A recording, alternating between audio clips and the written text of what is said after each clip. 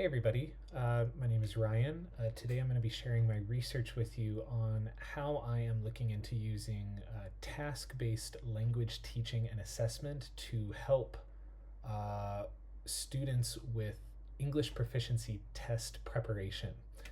Um, Specifically moving from a more traditional approach to a more, what I believe to be unique and helpful approach that is backed up by research and I have used in my daily day-to-day teaching. So I'm excited to share this with y'all.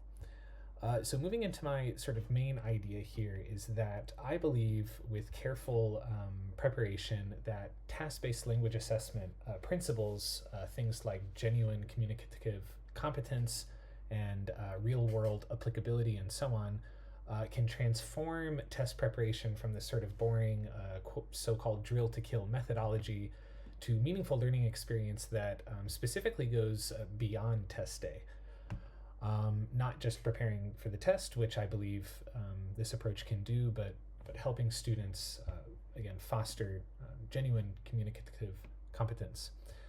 Kind of the structure of my talk is going to be, again, sort of sharing the introduction and the context here as I'm doing. We'll go over some of the foundations of task-based language teaching and assessment. We'll look at the structure of this English proficiency exam, which is called APTIS, developed by the British Council, that I use and we use in my university's intensive English program. And then I'll kind of compare the two, see what they're both made of, and ultimately resolve any tensions that I do find in my comparative analysis through suggested and recommended pedagogical methodology recommendations that I've used in my classroom from time to time, and I find very helpful. So sort of, again, the problem and the traditional approach with preparing students for tests is that if our only goal is to get them past the test day and to get a good score, the traditional approach can actually be quite good. However, I have sort of witnessed in my 8 years of experience in East Asia, as well as just general trends in standardized testing in general, that these sort of traditional approaches focus on passing the test but not doing much else.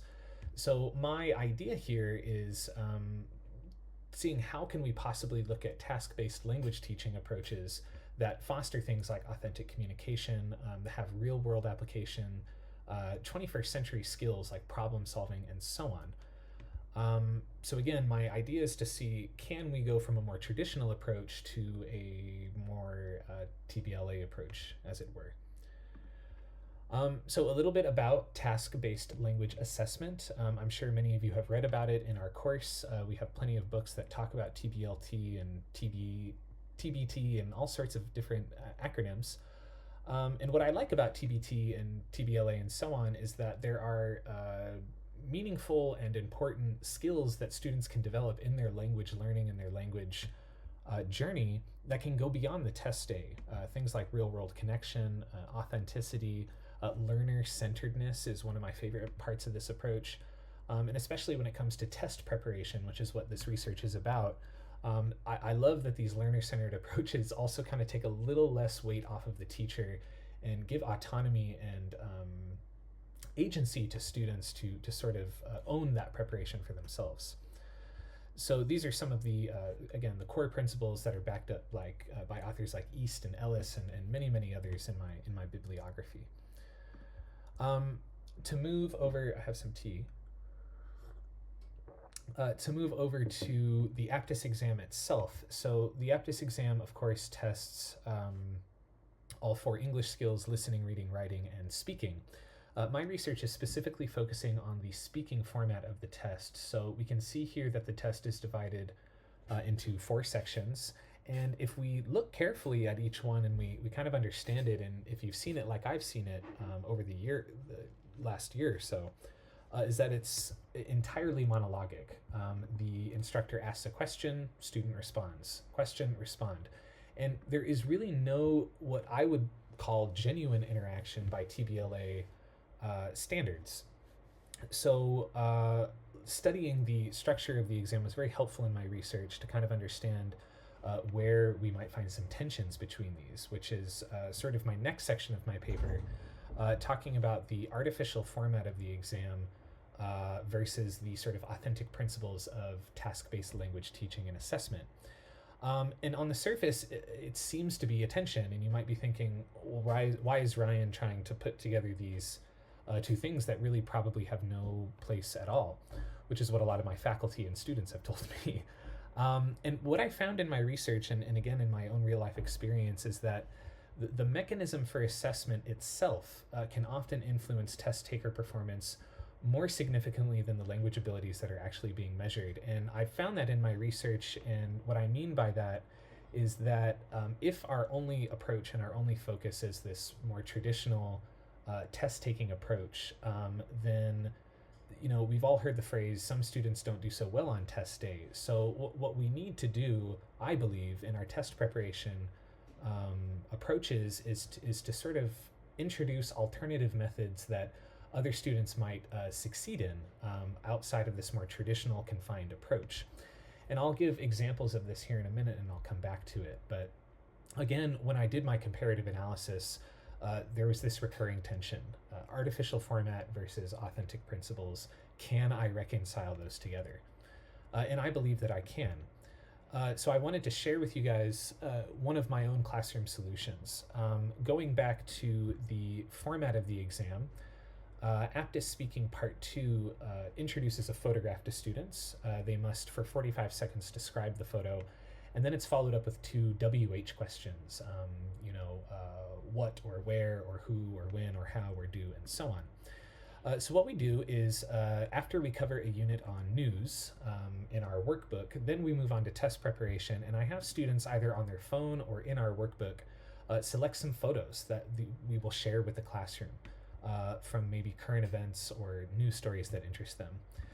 And then we present those to the class, and this is where the Aptus Speaking Part 2 part comes in, where we will have students kind of communicating in small groups and talking with each other, giving them a task that is, describe this photo, that is your task. And students approach it and they work together and they share information, and we sort of do whole class feedback on, okay, what is in this photo? And we move on to that. And after that, again, I give students another task, and I say, okay, now what we need to do is come up with some WH questions that we can use to talk about the general theme of this photo.